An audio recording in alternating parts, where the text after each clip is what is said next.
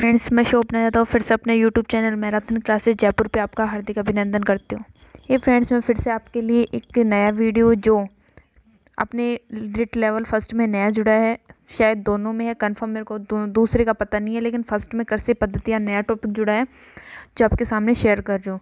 कल थी अपनी विश्व धरोहर जो सूची में शामिल किए गए राजस्थान की जो स्मारक हैं, दुर्ग हैं, उनको उसके बारे में अपन ने विस्तार से पढ़ा था। उसमें से इम्पोर्टेंट जो क्वेश्चंस बन रहे थे वो मैंने आपको बता दिए थे। इससे आगे अपन देख रहे हैं आज की कृषि पद्धतियाँ। सो फ्रेंड्स, बने रहिए वीडियो के अंत तक, और वीडियो अच्छा लगे तो लाइक करना, और अभी तक अगर मेरे चैनल को सब्सक्राइब नहीं किया तो सब्सक्राइब करो, पास में लगे बेल आइकन को ज़रूर प्रेस करें ताकि वीडियोज़ की नोटिफिकेशन आपके पास तक पहुँच जाएगी।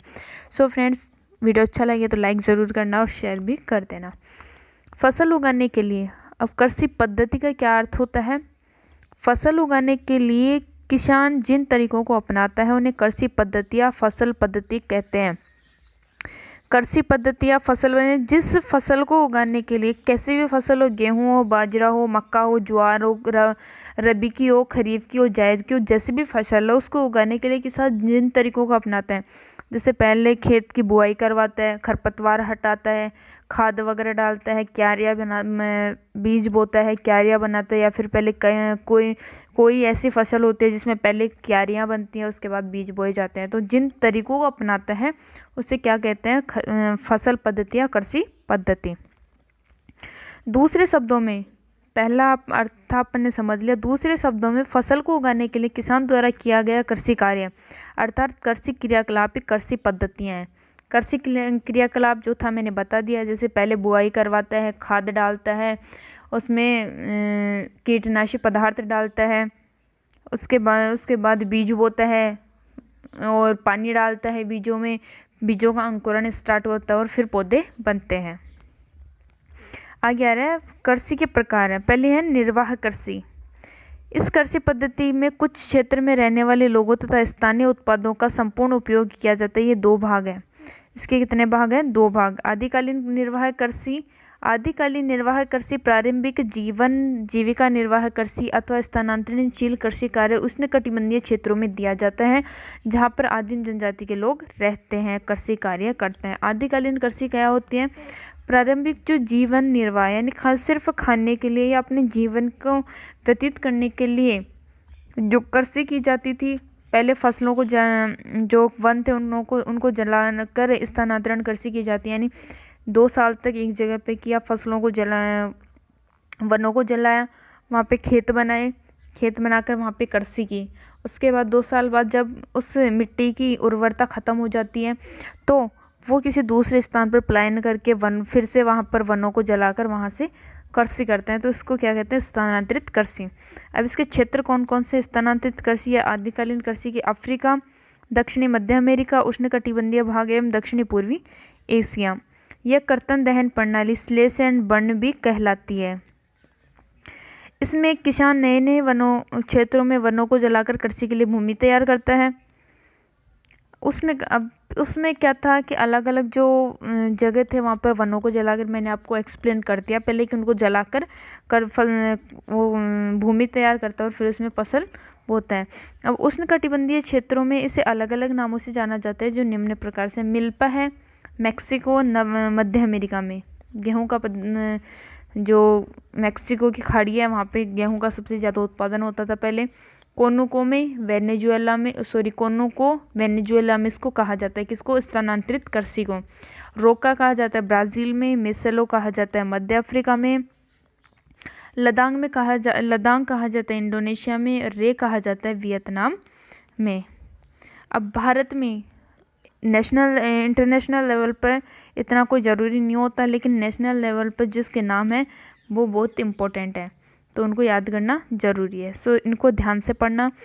झूम कहा जाता है उत्तरी पूर्वी राज्य, यानी जो 7 महीने हैं उनमें से जो उत्तरी पूर्वी राज्य असम, मेघालय, मिजोरम और नागालैंड, उनमें इसको झूम कहा जाता है। पामलू कहा जाता है मणिपुर में। दीपा कहा जाता है बस्तर कहाँ का जिला है? छत्तीसगढ़ का। और अंडमान निकोबार द्वीप समूह में इसको क्या कहा जाता है? दीपा। बेबर और दैया कहा जाता है एमपी में। पोडू या पेंडा कहा जाता है आंध्र प्रदेश में। पामा डाबई या कोमान या बारीगा ओडिशा में कहा जाता है। कुमारी कहा जाता है पश्चिमी घाट में। वालरा कहा जाता है दक्षिण पूर्वी राजस्थान में, खिल कहा जाता है हिमालय क्षेत्र में, कुरुवो कहा जाता है झारखंड में। अब गहन निर्वाह कृषि, वो क्या थी, आदिनकालीन निर्वाह कृषि, अब क्या है गहन निर्वाह कृषि। इस प्रकार की कृषि मानसून एशिया के घने बसे देशों में की जाती है, यानी छोटे क्षेत्र में अधिक पैदावार के लिए जो कृषि की जाती है, जो जीवन निर्वाह प्लस व्यापारिक क्षेत्र दोनों में की जाती है। इसके दो प्रकार हैं, चावल प्रधान गहन निर्वाह कृषि और दूसरी आती है अपने आगे। तो पहली आ रही है चावल प्रधान गहन निर्वाह कृषि। इसमें चावल प्रमुख फसल है, नाम से जाहिर हो रहा है चावल प्रधान गहन निर्वाह कृषि है, तो चावल प्रमुख फसल है। खेतों का आकार छोटा होता है, कृषि कार्य में संपूर्ण परिवार लगा रहता है। खेतों का आकार है छोटा रहता है, ये देखिए खेत है, ठीक है। भूमि का गहन उपयोग किया जाता है, इसमें भूमि का गहन उपयोग किया जाता है, पेड़ पास पास में लगाए जाते हैं, पैदावार भी अधिक होती है लेकिन संपूर्ण परिवार लगा रहता है। मानव श्रम का अधिक महत्व होता है, पशुओं की गोबर खाद व हरी खाद का उपयोग किया जाता है। प्रति इकाई उत्पादन अधिक है परंतु प्रति कृषक उत्पादन कम होता है। जैसे ये खेत है, इसमें प्रति इकाई उत्पादन तो अधिक होगा, उत्पादन तो जैसे ये है 2 बीघा खेत, इसमें उत्पादन हो रहा है 4 बीघा खेत के बराबर। उत्पादन कितना हो रहा है 4 बीघा खेत के, लेकिन श्रमिकों का अधिक आवश्यकता होती है। जैसे इस 2 बीघा खेत में श्रमिक लग रहे हैं 10, उन 10 की प्रति जो इकाई उत्पादन होता है वो बहुत कम होता है, क्योंकि छोटे आकार के खेत में अगर अधिक श्रमिक लगते हैं तो उनमें उत्पादन कम होता है। चावल रहित, पहले ये चावल प्रधान और ये चावल रहित। इसमें चावल प्रमुख फसल नहीं होती, उसमें प्रमुख फसल चावल होती है चावल प्रधान में, और चावल रहित में चावल की फसल नहीं होती। मानसून एशिया के ऐसे क्षेत्र जहां उच्चावच जलवायु, मृदा आदि भौगोलिक कारकों की भिन्नता के कारण धान की फसल उगाना संभव नहीं होता। जो भौगोलिक कारक हैं उनके कारण जो धान की फसल है वो उगाना इसमें संभव नहीं हो पाता। उत्तरी चीन, मंचूरिया, उत्तरी कोरिया तथा उत्तरी जापान में गेहूं, सोयाबीन, जौ व सोयापम बोया जाता है। भारत के सिंध गंगा के मैदान में पश्चिमी भाग में गेहूं व दक्षिणी एवं पश्चिमी शुष्क प्रदेश में ज्वार बाजरा प्रमुख रूप से उगाया जाता है। यानी शुष्क जो क्षेत्र है वहाँ पे ज्वार और बाजरा उगाया जाता है, जबकि सिंधु गंगा के मैदान में गेहूं और दक्षिण में जहाँ पर काली मिट्टी है वहाँ कपास की अधिक होती है।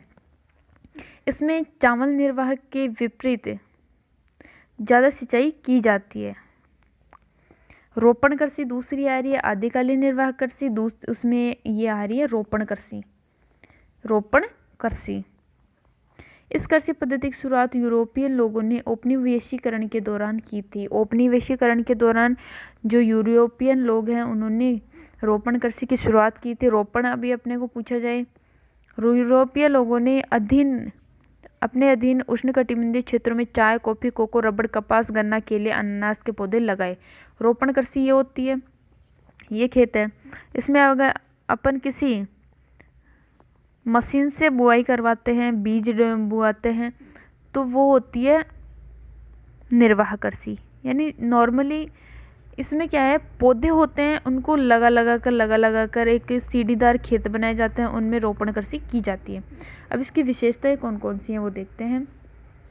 कृषि क्षेत्र का आकार बहुत विस्तृत होता है, अधिक पूंजी का निवेश होता है, उच्च प्रबंधन तकनीकी के आधार पर वैज्ञानिक विधियों का प्रयोग किया जाता है, एक फसल कृषि है, सस्ते श्रमिक होते हैं, विकसित यातायात की व्यवस्था की उपलब्धता होती है। ब्राज़ील में कॉफ़ी के बागानों को फेजेंडा कहा जाता है, ये इम्पोर्टेंट है।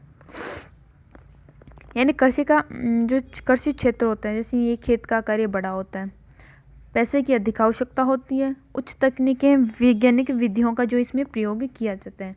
इसमें सिर्फ एक ही फसल बो सकते हैं, सस्ते श्रमिक तो मिल जाते हैं, विकसित यातायात व्यवस्था भी मिल जाती है। विस्तृत वाणिज्य अनाज कृषि, इस प्रकार की कृषि मध्य अक्षांशों के आंतरिक अर्ध शुष्क प्रदेशों में की जाती है। मुख्य फसल है इसमें गेहूं, अन्य फसल मक्का, जौ, राई, जई। अब ये इम्पोर्टेंट, इसमें समझाने की कोई ज़रूरत नहीं है। अब इसमें विशेषताएं इसकी, खेतों का आकार बड़ा होता है, सेम रोपण कृषि की तरह है। कृषि कार्य हेतु यंत्रों का उपयोग ये भी रोपण कृषि में होता है। प्रति एकड़ उत्पादन परंतु प्रति व्यक्ति उत्पादन अधिक होता है। खेतों का आकार बड़ा होगा तो प्रति एकड़ उत्पादन तो कम होता है। प्रति एकड़ उत्पादन तो क्या होता है, कम, लेकिन जो प्रति व्यक्ति उत्पादन होता है वो बहुत, प्रति व्यक्ति उत्पादन अधिक होता है और प्रति एकड़ उत्पादन कम होता है। क्यों होता है? खेत का आकार बड़ा है, बड़ा होने की वजह से प्रति एकड़ उत्पादन कम होगा, लेकिन श्रमिक बहुत कम लगते हैं, श्रमिकों की आवश्यकता बहुत कम होती है, तो प्रति व्यक्ति उत्पादन क्या होता है, अधिक होता है। यूरेशिया के स्टेपीज, उत्तरी अमेरिका के प्रेरीज, अर्जेंटीना के पम्पास, दक्षिणी अफ्रीका के वेल्ड्स, ऑस्ट्रेलिया के डाउन्स, न्यूजीलैंड के कैटमबरी के मैदान इसके उदाहरण हैं। चौथी आ रही मिश्रित कृषि। यह कृषि विश्व के अधिकांश भागों में, विकसित भागों में की जाती है। उदाहरण के लिए उत्तरी पश्चिमी यूरोप, उत्तरी अमेरिका का पूर्वी भाग, यूरेशिया के कुछ भाग, दक्षिणी महाद्वीपों के समशीतोष्ण अक्षांश वाले भाग आते हैं। विशेषता कौन से? खेतों का आकार मध्यम आकार होता है, ना ही ज़्यादा बड़े होते हैं ना ही ज़्यादा छोटे होते हैं। इसमें प्रमुख फसल कौन से है? गेहूँ, जौ, राई, जई, मक्का, चारे की फसल एवं कंदमूल फल। फसल उत्पादन एवं पशुपालन दोनों का समान महत्व होता है। रासायनिक खादों का अधिक प्रयोग एवं इन पर अधिक पूंजी का व्यय होता है। किसानों की कुशलता एवं योग्यता होती है ही, इसमें कोई समझाने वाली बात नहीं है।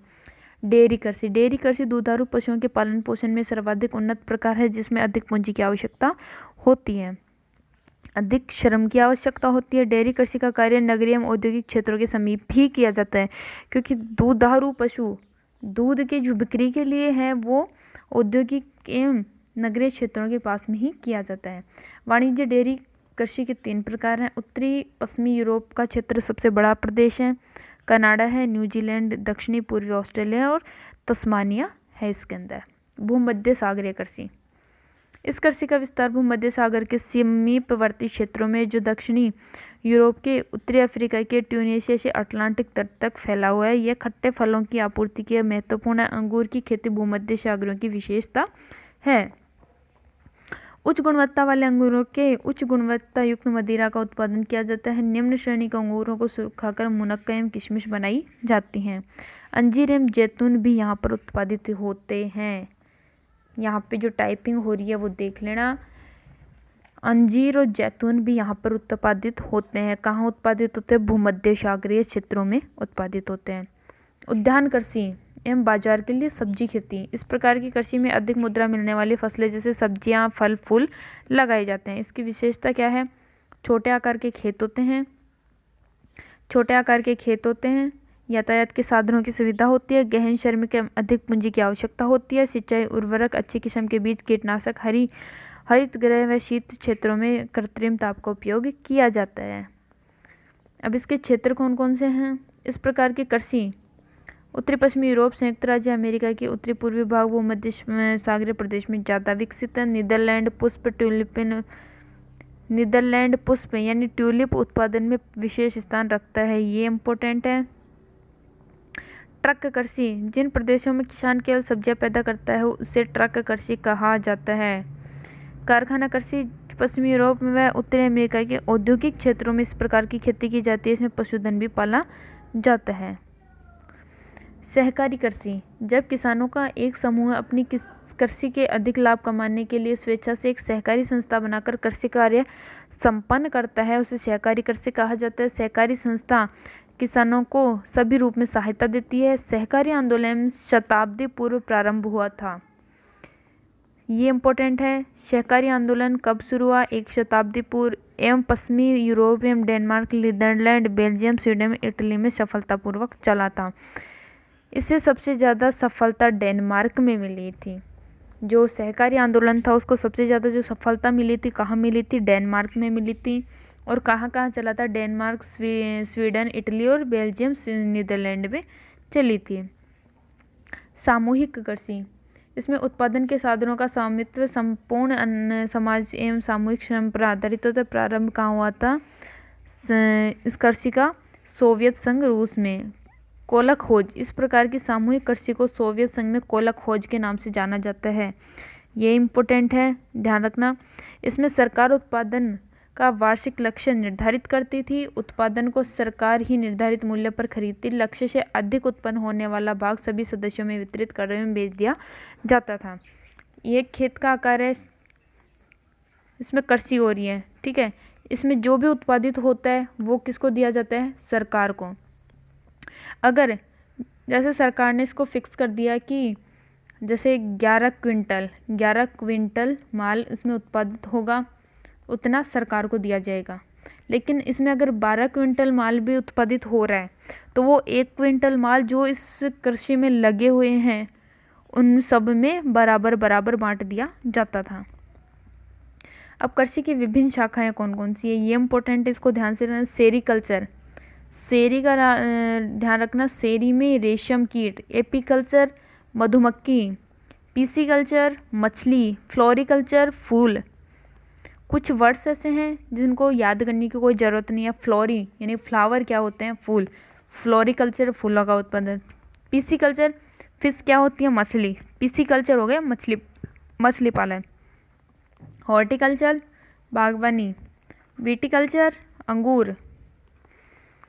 ये इम्पोर्टेंट हो गई। अब इसमें क्वेश्चंस आ रहे हैं। निम्न में से कौन सी निर्वाह कृषि का भाग है? कौन सी है निर्वाह कृषि का भाग? आदिकालीन निर्वाह कृषि, गहन निर्वाह कृषि, उपयुक्त दोनों या रोपण कृषि। कौन सी है निर्वाह कृषि का भाग? दोनों है, सी ऑप्शन राइट आंसर हो जाएगा। अगला क्वेश्चन आ रहा है, गहन निर्वाह कृषि की प्रमुख फसल होती है? कौन सी होती है गहन निर्वाह कृषि की? कपास होती है, चावल होती है, चाय होती है, रबड़ होती है। कपास, चावल, चाय और रबड़, चारों में से कौन होती है? कपास, चाय और रबड़। तो ये तो कौन सी है? रोपण है। लेकिन अपने को पूछ कौन सी रहा है? निर्वाह कृषि, तो चावल, बी ऑप्शन राइट आंसर हो जाएगा। आगे आ रहा है, निम्न में से स्लैश एंड बर्न किसे कहा जाता है? स्लैश एंड बर्न, स्थानांतरणशील, विस्तृत वाणिज्य, अनाज कृषि, भूमध्य सागरीय, रोपण कृषि। तो इसमें ए ऑप्शन राइट आंसर हो जाएगा। स्थानांतरित झूमिंग कृषि, वालरा कृषि, जिसको भारत में अन्य नामों से जाना जाता है अलग अलग स्थानों पर, उसे स्लैश एंड बर्न भी, कर्तन दहन प्रणाली भी इसको कहा जाता है। स्लैश एंड बर्न को कर्तन दहन प्रणाली भी कहा जाता है। भारत के उत्तरी पूर्वी राज्यों में स्थानांतरणशील कृषि को क्या कहा जाता है? उत्तरी पूर्वी राज्य, झूम। उत्तरी पूर्वी राज्य में क्या कहा जाता है? झूम। फेजेंडा कहा जाता है चाय के बागानों को। वालरा और पोडू, ये अलग प्रदेशों में इसको जाना जाता है। आगे आ रहा है अपना, राजस्थान में झूम कृषि कहलाती है। राजस्थान में झूम कृषि या स्थानांतरित कृषि को क्या कहा जाता है? लद्दाख कहा जाता है, मिल्पा कहा जाता है, चेना कहा जाता है, या वालरा कहा जाता है? क्या कहा जाता है? क्या कहा जाता है? वालरा। नेक्स्ट क्वेश्चन अपना आ रहा है, निम्न में से कौन सी फसल रोपण कृषि की फसल नहीं है? यानी कौन सी फसल है जो रोपण कृषि की फसल नहीं है? कॉफ़ी है, रबड़ है, गन्ना है, गेहूँ है। कॉफ़ी भी रोपण है, रबड़ भी रोपण है, गन्ना भी रोपण है, लेकिन गेहूँ रोपण नहीं है। तो डी ऑप्शन राइट आंसर हो जाएगा। नहीं है पूछ रहा है अपने को यहाँ पे। अगला क्वेश्चन आ रहा है अपना, ब्राज़ील में कॉफ़ी के बागान क्या कहलाते हैं? ब्राज़ील में जो कॉफ़ी के बागान हैं उनको क्या कहा जाता है? फेजेंडा कहा जाता है, रे कहा जाता है, मिल्पा कहा जाता है, चेन्ना कहा जाता है। इन तीन तो क्या है? स्थानांतरित या झूमिंग कृषि के नाम है। लेकिन फेजेंडा क्या है? कॉफ़ी के बागानों को ब्राज़ील में कहा जाता है। मध्य अक्षांशों के आंतरिक अर्धशुष्क प्रदेशों में किस प्रकार की कृषि पद्धति अपनाई जाती है? आंतरिक जो अर्धशुष्क है उनमें किस प्रकार की जो कृषि पद्धति है वो अपनाई जाती है? तो वो कहा जाता है विस्तृत वाणिज्य अनाज कृषि। अगला क्वेश्चन आ रहा है, फसल उत्पादन के साथ पशुपालन किस कृषि पद्धति की विशेषता है? तो कौन सी की है? मिश्रित कृषि की, क्योंकि फसल के साथ साथ जो पशुपालन भी किया जाता है वो कौन सी होती है? मिश्रित। डेयरी में सिर्फ पशुपालन किया जाता है, भूमध्य सागरीय में जो खट्टे फल होते हैं उनकी, और रोपण कृषि में चाय कॉफ़ी उनकी जो फसल होती है वो की जाती है। अगला है अपना, निम्न में से कौन सी पशुओं के पालन पोषण का सर्वाधिक उन्नत एवं दक्ष प्रकार है? सामूहिक कृषि, सहकारी कृषि, उद्यान कृषि या डेयरी कृषि, कौन सी है जिसमें पशुओं का पालन पोषण सर्वाधिक एवं उन्नत एवं दक्ष प्रकार से किया जाता है? तो कौन सी में किया जाता है? डेयरी कृषि में, क्योंकि अधिक जो उनका पालन पोषण किया जाएगा या उन्नत प्रकार से किया जाएगा तो उसमें दूध की मात्रा भी उतनी बढ़ेगी जितनी नगरीय क्षेत्रों में या फिर औद्योगिक क्षेत्रों में आपूर्ति की जा सके। सो इसमें डी ऑप्शन राइट आंसर हो जाएगा। सो फ्रेंड्स, मिलते हैं फिर नेक्स्ट वीडियो में नए एक टॉपिक के साथ। तब तक बने रहिए मेरे YouTube channel marathon classes Jaipur पे। और अगर अभी तक आपने मेरे चैनल को सब्सक्राइब नहीं किया तो सब्सक्राइब करें और पास में लगे बेल आइकन को ज़रूर प्रेस करें ताकि वीडियोज़ की नोटिफिकेशन आपके पास तक पहुंच जाएगी। सो फ्रेंड्स, वीडियो को लाइक करें, शेयर करें, कमेंट करें।